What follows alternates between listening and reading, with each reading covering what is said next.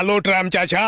হ্যাঁ ভাতিজা শুনতে পাচ্ছি, কোয়া কি আছে? শুনতে পাইনু জারোয়ার নিয়ে আঙুর পুটকিতে বেলে মিসাইল ভরে দিয়েছে ইরান। হ্যাঁ রে ভাতিজা, জারুয়া মনে হয় জাহান নামের টিকিট কেটে লে। জারুয়ার সারা শব্দ কিছু পাই না যে রে। তাহলে শুনে লাও চাচা, জারোয়া আমাকে ফোন দিয়া ডাকছিল, আমি ভোগেটা কয়েছি যে আমার ডায়রিয়া হয়েছে, তা আমি পাঁচ কাটে চলে গেছি, যাইনি গো। তুই খুব ভালো করেছিস রে ভাতিজা।